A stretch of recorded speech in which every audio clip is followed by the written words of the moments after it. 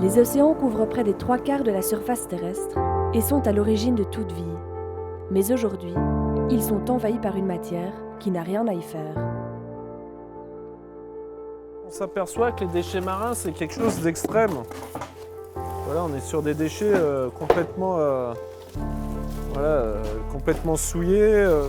Si on parle autant des problèmes de plastique, de déchets plastiques dans le monde marin et autres, c'est que le recyclage du plastique est extraordinairement complexe. Récupérer le plastique une fois qu'il est dans l'eau, c'est beaucoup d'efforts, beaucoup d'énergie, beaucoup d'argent pour peu de résultats.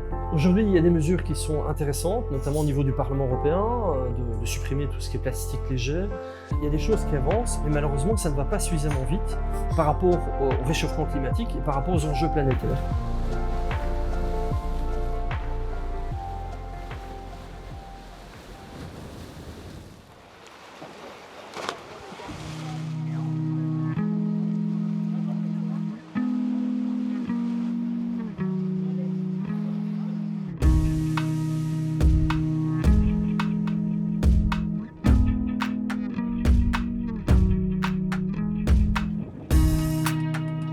Au port de la Pointe Rouge à Marseille, Mélanie Ourgaud, chercheuse à l'Institut marin d'océanologie, part en expédition avec son équipe pour constater les dégâts de la pollution plastique en mer Méditerranée, une des mers les plus polluées au monde et la plus polluée d'Europe.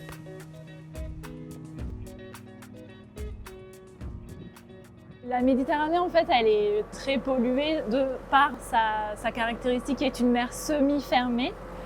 Et aussi parce que c'est une zone où il y a beaucoup d'habitants, surtout sur son littoral.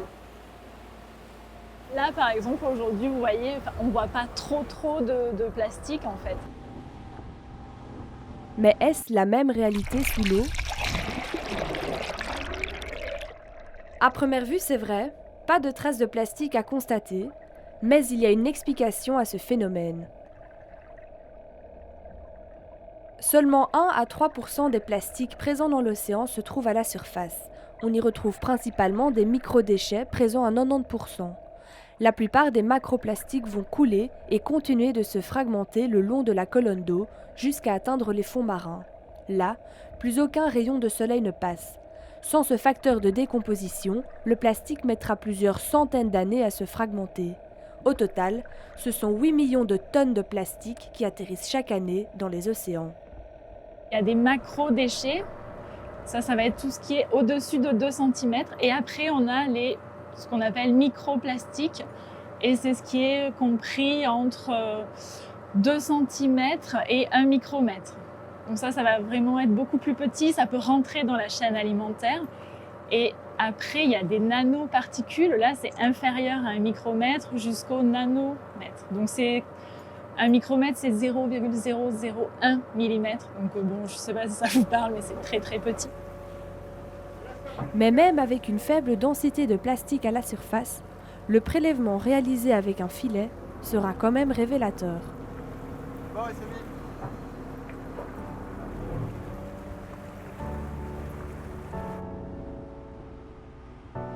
Après 20 minutes, c'est l'heure du verdict. On constate déjà les premières traces du plastique.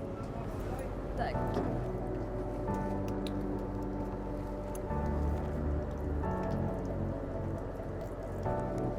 Là, je vais concentrer l'échantillon pour récupérer ce qu'on va observer tout à l'heure au laboratoire.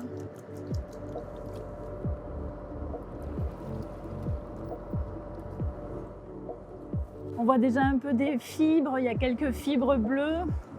Il y en a un là aussi. Bon, il y a peut-être là un bout de polystyrène et après dessous, on voit un peu des fragments bleus.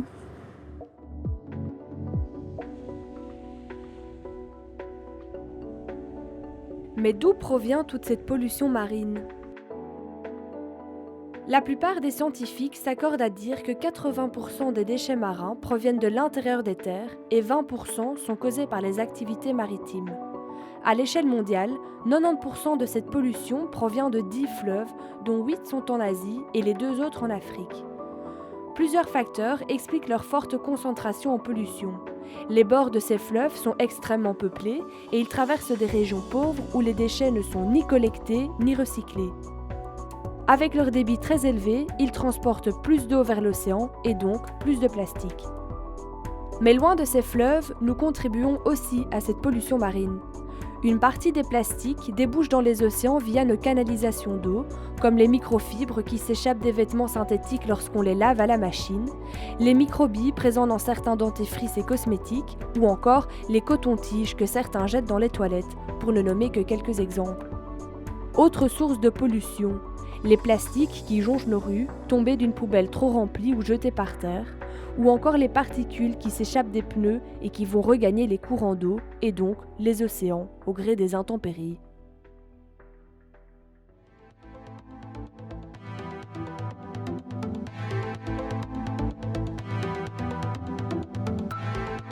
Ces plastiques, on les retrouve notamment chez Triveo, une coopérative de recyclage de Rhône-Alpes qui s'est lancée dans un projet unique, la mise en place d'une filière de recyclage de déchets marins.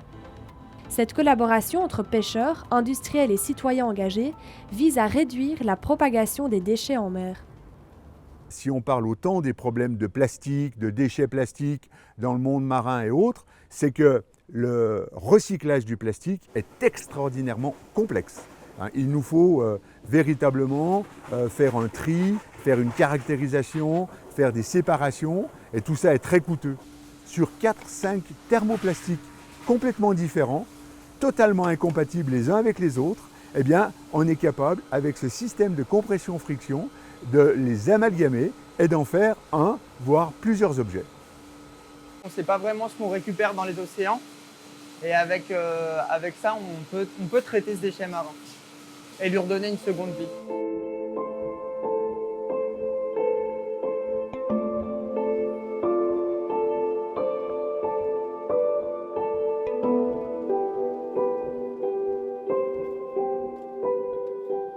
Dans le département de l'Ain, Skander Mani, expert au Centre technique industriel de la plasturgie et des composites, met vite fin au rêve de pouvoir recycler un objet 100% à base de plastique marin.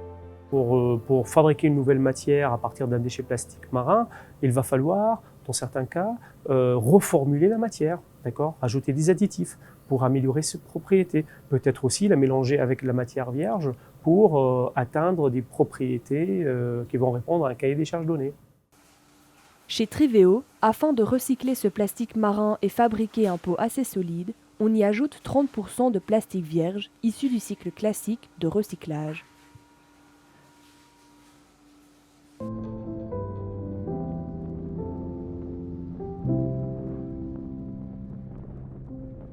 Direction le laboratoire de l'Institut marin d'océanologie de Marseille pour les résultats de l'échantillon d'eau de mer prélevé plus tôt.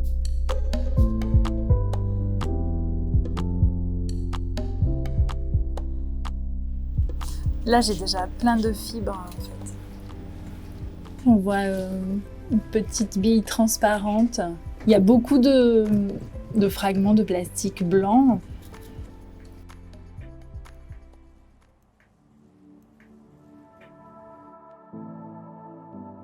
Parmi les objets en plastique les plus présents en mer, on retrouve les mégots de cigarettes qui représentent 25% de la pollution plastique, les emballages alimentaires, les bouteilles, bouchons et sacs plastiques, et enfin les couverts et assiettes jetables, ainsi que les pailles.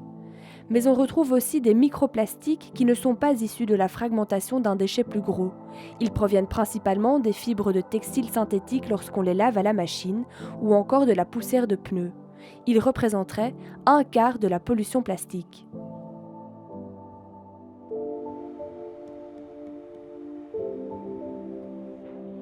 C'est au Grau-du-Roi, dans le Gard, que le groupe Recyclons, les partenaires de Triveo, s'engage à récolter les déchets provenant de la mer Méditerranée.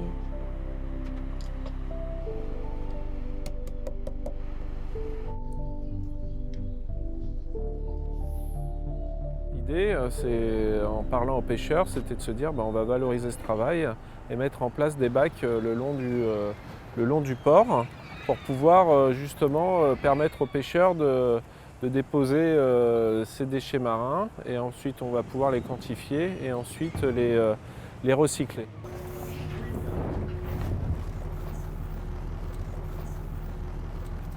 C'est un projet auquel ces pêcheurs ont directement adhéré.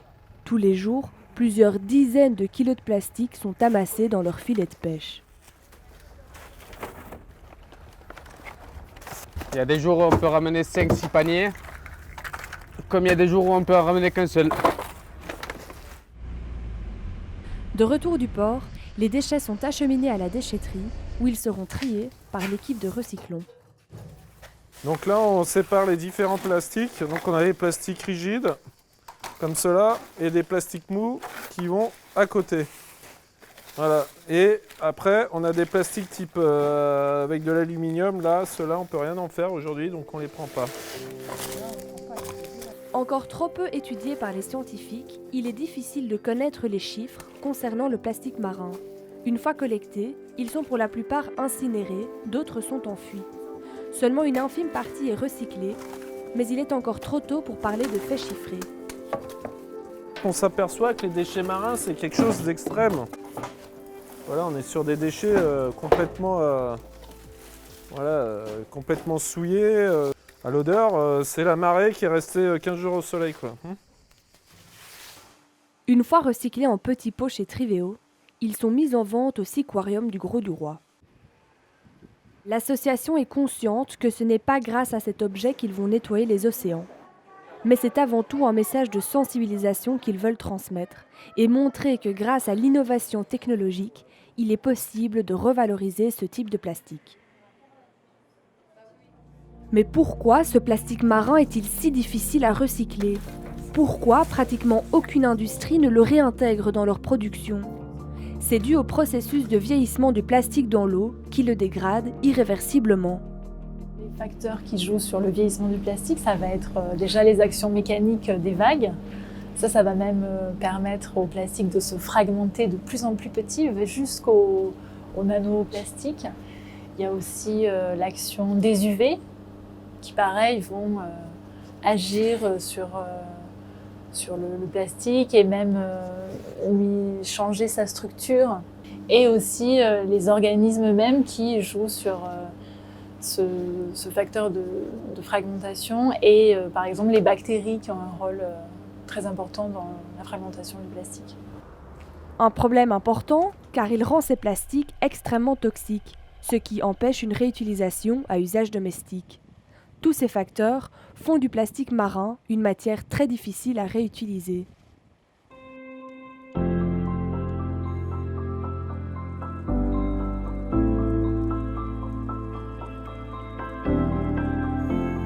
Autre solution de transformation, celle de Plastic Odyssée. À Marseille, 4 jeunes Français ont décidé de faire le tour du monde avec le premier bateau qui navigue grâce aux déchets plastiques en les transformant en carburant. Ils arrivent à transformer jusqu'à 1 kg de plastique en 1 litre de carburant. Cette initiative est aussi un projet de sensibilisation au problème de la pollution marine. Pour diffuser ces technologies, on va faire une expédition de 3 ans sur les zones où il y a des grosses accumulations de déchets plastiques, donc notamment l'Afrique, l'Asie et l'Amérique du Sud, avec pour but de diffuser ces technos, embarqués donc sur un bateau qui va naviguer avec le carburant issu des déchets. Les déchets, on va les transformer en carburant grâce à la pyrolyse et ça va nous permettre de naviguer. Grâce à un processus de condensation appelé la pyrolyse, les molécules de plastique se cassent et retrouvent leur état d'origine d'hydrocarbures, une forme de carburant. Mais pour eux, l'utilisation du plastique marin est déjà une cause perdue. Le plastique, une fois qu'il va dans l'océan, il y en a très peu qui est en surface, il y a moins d'1% du plastique qui flotte. La plupart coulent, ou alors des micro-organismes se fixent dessus et font couler ces plastiques, ou ils se décomposent la plupart du temps en microparticules. Donc en fait, récupérer le plastique une fois qu'il est dans l'eau, c'est beaucoup d'efforts, beaucoup d'énergie, beaucoup d'argent pour peu de résultats. On préfère se focaliser sur le plastique qui est sur les côtes maritimes avant qu'il se déverse pour être plus efficace et proposer plus de solutions.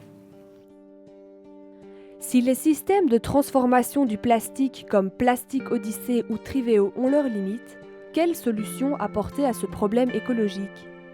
La réponse se trouve peut-être dans notre système économique et nos habitudes de consommation. Un modèle circulaire est aujourd'hui encouragé par de nombreux gouvernements où un déchet jeté équivaut à un déchet revalorisé.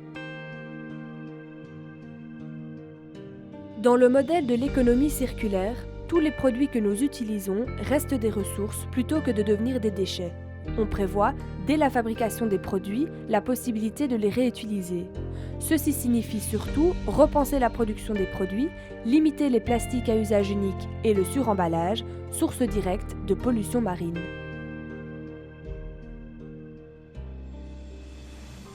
Des citoyens engagés ont décidé de relever le défi en s'attaquant au problème des plastiques qui se trouvent déjà dans l'océan et en s'inscrivant au maximum dans une économie circulaire. C'est le cas de ce jeune entrepreneur belge qui crée des shorts de plage avec cette matière si complexe. J'ai toujours voulu avoir un impact positif, donc dans toutes les entreprises que je lance. Et de ce fait, il m'a semblé naturel d'intégrer cette dimension à ce projet. Et ce qu'il y a, c'est que nous utilisons du polyester recyclé. Donc le polyester recyclé est fabriqué à partir de déchets plastiques provenant de la mer Méditerranée. Après avoir été récoltés, ces déchets sont broyés, chauffés et transformés en fils qui serviront ensuite à confectionner les tissus. Mais ce système a aussi ses limites. Dans le processus de transformation, effectivement, on ne sait pas transformer 100% du plastique en fil. Donc il y a des pertes. Au total, ces pertes représentent 20% des plastiques récoltés, trop désintégrés par leur passage en mer. Ils sont ensuite incinérés. Le créateur de la marque a voulu pousser le concept d'écologie encore plus loin. Le maillot est vendu avec un petit sac qui retient les microparticules lorsqu'on le lave à la machine. C'est indéniable qu'il y ait effectivement des microparticules qui s'échappent. Mais au-delà de ça, ce qu'il faut garder à l'esprit, c'est le geste premier, à savoir la dépollution des mers. Une démarche significative quand on sait que la mode est le deuxième secteur le plus pollueur au monde.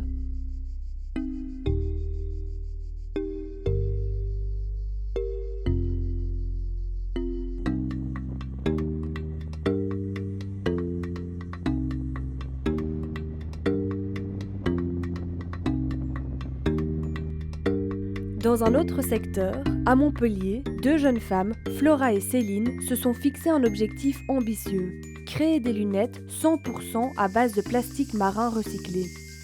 On s'est dit, il faut vraiment quelque chose, un produit qui soit de l'usage, mais qui ait une nécessité de l'avoir. Les lunettes, beaucoup de personnes en ont besoin. On tenait vraiment à faire quelque chose du quotidien, d'utile et qu'on puisse commercialiser au plus grand nombre parce que ça permet aussi de sensibiliser par rapport à ces modes de production et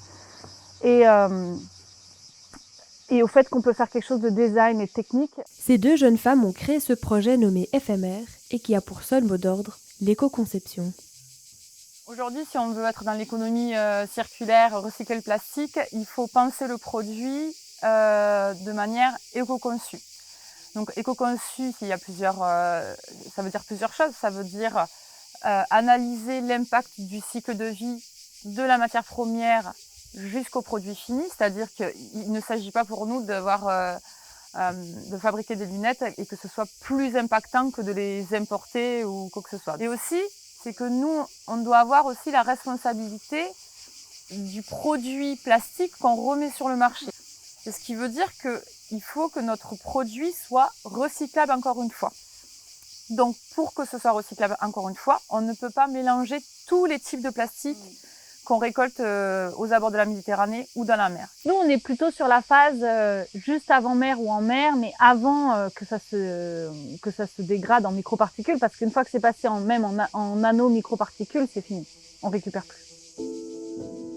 Emmanuel Mosset, expert en économie circulaire, souligne que ces initiatives représentent un premier pas vers un océan plus propre, mais ne règlent pas l'entièreté du problème. Malheureusement, ce qu'on constate aussi, c'est que ces différents objets libèrent des microplastiques, des particules qui elles-mêmes vont rejoindre les eaux et donc également les cours d'eau et les océans. Et donc finalement, en circuit fermé, c'est une solution partielle à court terme, mais ce n'est pas la solution. La solution, c'est de repenser le système complètement.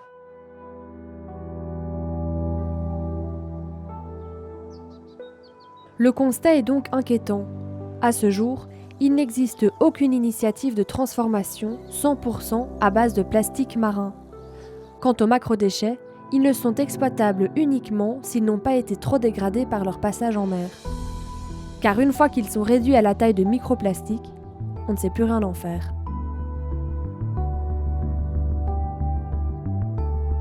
Aujourd'hui, il y a des mesures qui sont intéressantes, notamment au niveau du Parlement européen, de supprimer tout ce qui est plastique léger. Donc c'est déjà une mesure intéressante. Du côté du Parlement de Wallonie, il y a également 55 résolutions qui viennent d'être votées au Parlement. Donc il y a des choses qui avancent, mais malheureusement ça ne va pas suffisamment vite par rapport au réchauffement climatique et par rapport aux enjeux planétaires. C'est aussi aux politiciens de prendre en place, de mettre en place des mesures qui sont suffisamment contraignantes pour obliger les industriels. Quand je discute avec des industriels, ce que je peux constater, c'est qu'ils ne sont pas contre des mesures contraignantes, mais ils demandent que ce soit appliqué pour l'ensemble du secteur. En 2015, l'Europe entame la guerre contre le plastique avec la législation contre les sacs plastiques à usage unique. En 2019, elle fait un pas de plus vers l'écologie avec la loi d'interdiction des 10 objets en plastique les plus polluants qui représentent 70% de la pollution en mer. L'Europe est cependant consciente que cette mesure est loin d'être suffisante.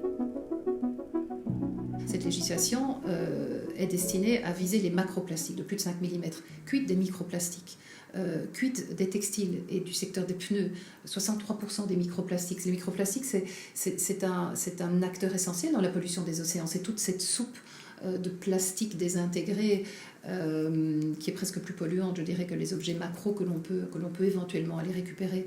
Donc tout ça n'est pas encore dans le texte, tout ça n'est pas dans ce texte-là, mais sera probablement dans une législation future, une législation à venir.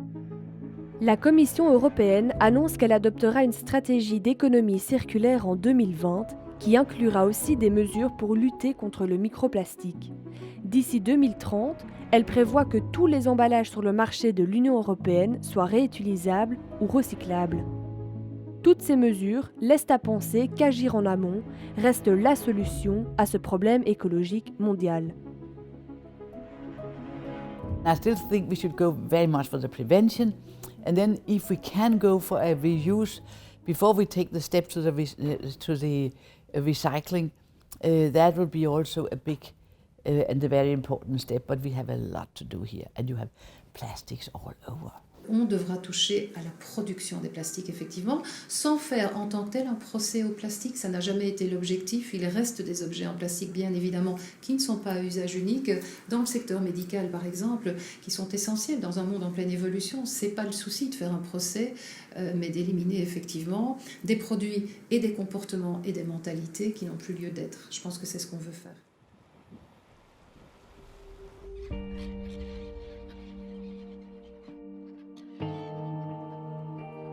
Bien que cette pollution ne date pas d'hier, ce n'est que depuis 2015 que la société s'est penchée sur ce fléau ravageur. À ce jour, il n'existe pas d'experts ni de domaine de recherche spécialisés dans le plastique marin. Ce manque de connaissances et de travail collectif ralentit l'innovation technologique et par conséquent les possibilités de recyclage. Reste le problème de la lenteur des mesures politiques qui semblent être en décalage avec l'urgence climatique. Et quand bien même on arriverait à recycler ce plastique marin, la prévention semble rester la solution numéro 1 pour enrayer ce phénomène.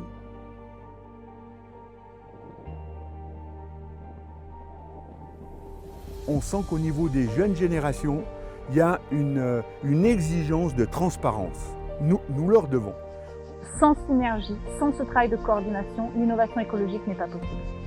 Parce que si on ne travaille pas ensemble, on n'arrivera pas à penser différemment. Le robinet, là, il y a une grosse fuite. Il faudrait peut-être fermer le robinet et faire en sorte qu'on arrête de retrouver ces déchets en mer.